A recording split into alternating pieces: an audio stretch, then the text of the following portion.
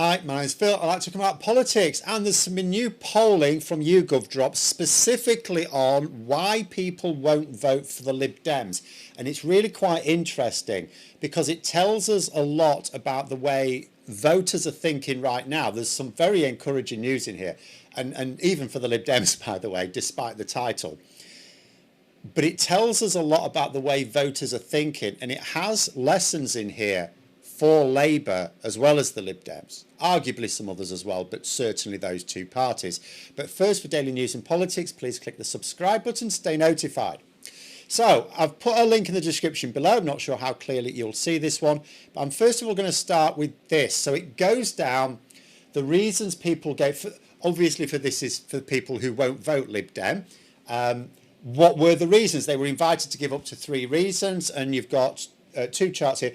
On the left is the percentage of people who put down that particular reason in their top 3, and then on the right hand side the people who put it down as their absolute top reason.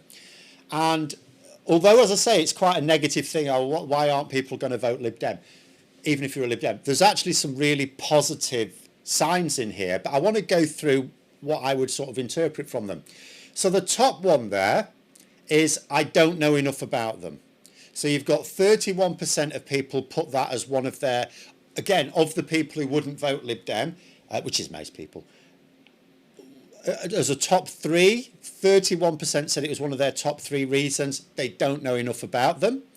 And 26% put it as their top reason. Now that is actually really encouraging for the Lib Dems, arguably, because, well, it is and it isn't. It is because what they're saying is, I'd be willing to learn more about them, I just don't know enough. So they're not ruling out voting for the Lib Dems, they're just saying based on what I know about them, which isn't really very much, I couldn't in all conscience say I would vote for them. But this is a double-edged sword for the Lib Dems, because part of it says, well, there's actually a lot of voters out there they could potentially appeal to, but the way the Lib Dems work, you're always going to get lots of people not know anything about them, because I mean, I know I moan enough about Labour comms, but the Lib Dems comms is even worse. And there's a sense in which I sometimes feel they don't mind that because they focus their communications more locally. And arguably that makes sense. Whereas the likes of the Labour Party, the Conservative Party and Reform UK, they strategically need to target lots of different types of constituency, lots of different types of community, which is very complicated. The Lib Dems don't. The Lib Dems do well in like a couple of types of community of area. And in England in particular, where the Lib Dems do particularly well, are those sort of Conservative with a small c areas. So they're effectively competing with the Conservatives. So they tend to have a hyper-local campaign and communication strategy. The problem with, if they were to step up to a national communication strategy, is then it becomes quite difficult because whenever you present a position on anything, appeals to a certain section of the voter base, but it pisses off everyone else. So there's a sense in which maybe they're better off doing that. So, but this also has lessons for Labour as well, because it shows that a significant number of voters are going to base their vote on what they know about the party. And at the moment, it's not just that a lot of people don't know what Labour are doing. It's specifically the good things. If you ask people what Labour are doing, it tends to be the negative stuff. They'll mention things like the winter fuel allowance, even though that has basically been U-turned now, but I'll come on to that in a moment as well. But nonetheless, that's going to keep coming up. You know, the attempts on the disability cuts. Nothing is a word that often comes up when people are asked. They don't actually think Labour are doing anything because Labour are not communicating it. Absolutely mad that they're allowing their political opponents to capture the headlines even today. Like Starmer's going to, okay, he's going to do a big speech tomorrow. Great. I hope it goes well.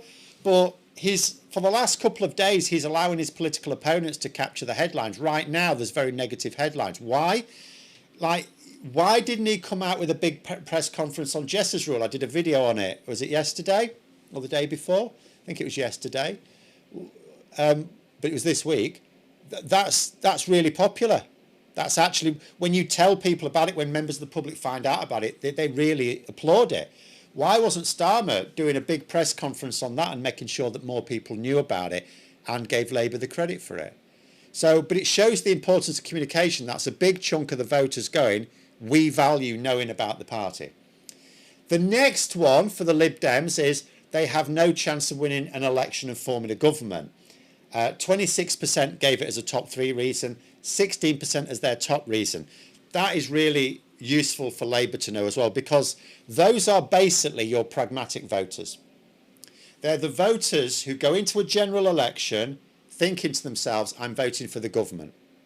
And that's really crucial, because at the next election, the way things are set up at the moment, any number of things could happen between now and then.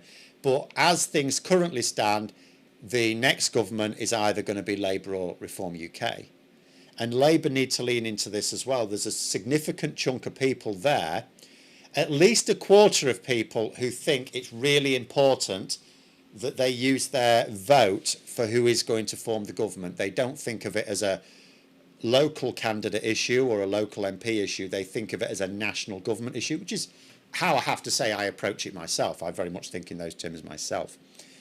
And that shows you that actually at the next election there could be it could be really important that we have tactical voting again. You know, it could actually indicate that as long as Labour, and I know some people in and around advising Labour are, and I would be one of them by the way, are sort of saying that what Starmer needs to do is really, you can't lean too much on the negative stuff, but he really needs to warn about the dangers of Reform UK. Because in a lot of people's minds, Reform UK are untested. That can be a positive and a negative, depending on how you think about it. It's a positive in that they're not provably incompetent, but it's a negative in that they're a mystery box. And you need to actually demonstrate that they are not unproven. They actually do have a record. They have a record at local government level now, right? The next one is interesting. They would not be competent in government. Now, that may go down with the one below it as well, the performance stroke how they acted in the 2010 to 2015 coalition government. Now, both of those speak to like a couple of things, but one of which is competence is highly prized, which is why it's really important. The Lib Dems can't do anything about that. They're not in power. They're in power in a few local councils. They can try and lean on that a bit. Obviously, they have power in councils in places where they're also going to be competing for Westminster seats. So they can try and lean into that. That is the lesson for the Lib Dems here. Lean into what they're doing at local level. Make sure that they're celebrating their wins there if they get any. But the other one as well, in terms of how they did in the coalition government, still hanging over their heads.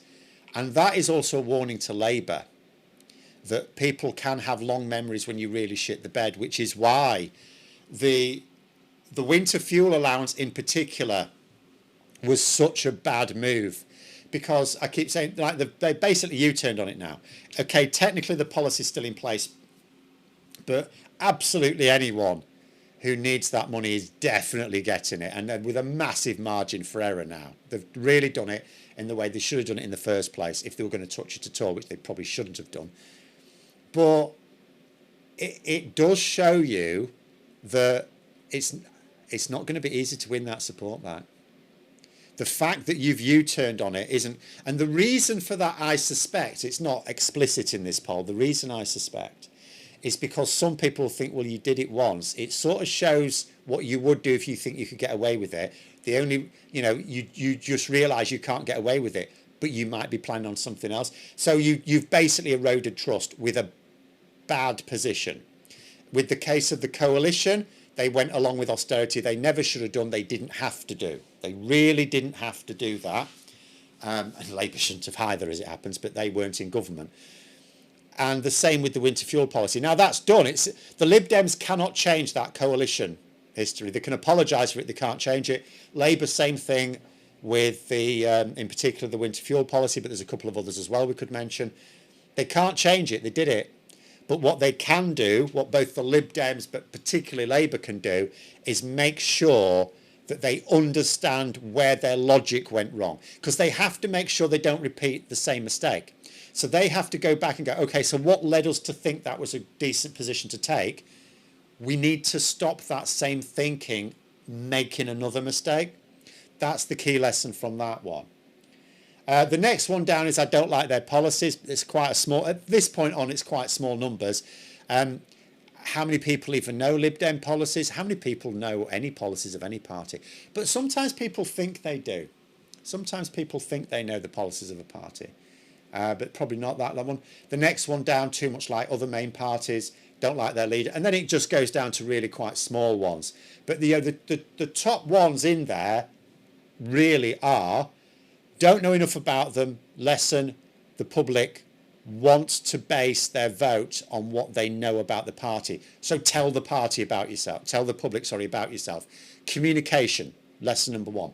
Second one, they've got no chance of winning an election and forming a government. A lot of voters are pragmatic and they're voting for the government, right? Labour need to lean into that. They need to promote themselves. Don't make the Brexit mistake. We know that the reason why the Remain campaign failed after the Brexit referendum of 2016 is the debrief afterwards, the polling afterwards determined that people thought they were too negative. It was all about the dangers of leaving the EU, not the benefits of staying in. There was none of that really. So don't make that mistake. You have to hail the positives in your government. You must do that and you must lean into that. But you must also sound the alarm about Nigel Farage and Reform UK. That's lesson number two. Lesson number three, they would not be competent in government. Well, Lib Dems, there's not a lot they can do about that. They just have to lean into what they're doing at the local level where they are in power. Labour have to make sure that they're showing how they are delivering for people. That should hopefully be easy in the next couple of years when things are physically built, but it would do no harm for them to talk about it excitedly in the meantime. The next one, past performance. Shit in the bed with the public, whether it be back in austerity or whether it be back in, well, austerity in the form of the winter fuel allowance was a sort of austerity, I guess, for some people. But whatever it is, doing something stunningly unpopular. Doing something unpopular, make sure there's a big payoff for it. There was no big payoff for the Lib Dems. They went from being a very sizable also-ran party, seats in government, to almost obliterated. They were honestly, at the next election, almost completely wiped out. There was almost no Lib Dem MPs left. And with Labour, again, learn the lessons of the winter fuel policy in particular. Don't just go, okay, that was a mistake. We see how it was a mistake. Make sure you do see how it was a mistake. Make sure you think to yourself, what led us to think that? Because that was a big mistake. But there it is anyway. Those are my thoughts on that. Let me know yours in the comments below. Thanks for watching. And until next time, I'll see you later.